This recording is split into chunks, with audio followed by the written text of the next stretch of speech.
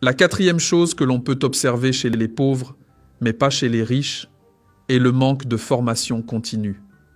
Laissez-moi vous dire cette vérité qui m'a frappé lorsque je l'ai entendue pour la première fois. Les gens avec une mentalité de pauvreté croient, souvent de manière très profonde, qu'une fois qu'ils ont terminé leurs études et obtenu leur diplôme, ils ont achevé leur éducation. C'est la plus grande erreur que quelqu'un puisse commettre dans sa vie. Le résultat est qu'on observe chez la population à très faible revenu une absence ahurissante de formation continue.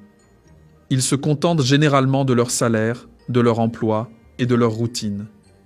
Les rares formations qu'ils suivent sont celles proposées par leur entreprise.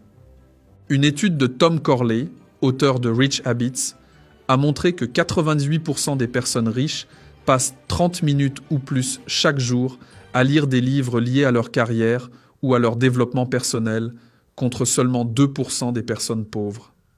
Je vais vous dire ceci.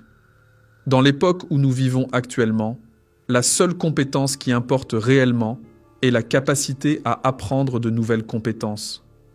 Autrement dit, la capacité à se former continuellement. Aujourd'hui, plus que jamais, les choses évoluent à un rythme très rapide.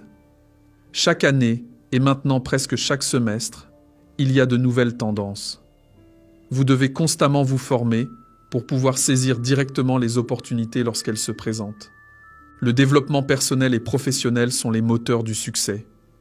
Sans formation continue, vos compétences deviennent très rapidement obsolètes, ce qui peut vous empêcher de progresser dans votre carrière professionnelle.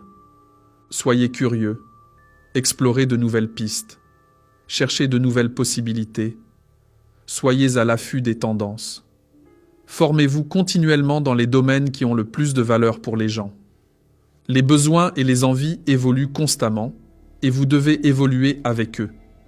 La cinquième chose que font les pauvres, mais pas les riches, est l'excès de divertissement. L'excès de divertissement est un obstacle à la croissance personnelle et financière.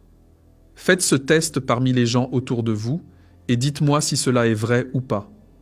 Demandez à 5 personnes de votre entourage, vos amis par exemple, de vérifier leur temps d'écran quotidien.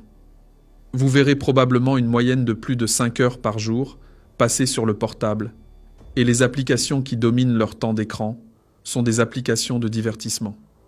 Notre époque surcote tellement le divertissement qu'un auteur a même parlé de la tyrannie du divertissement. Une enquête a démontré qu'une personne moyenne passe environ 11 heures par jour à interagir avec les médias, incluant la télévision et les smartphones.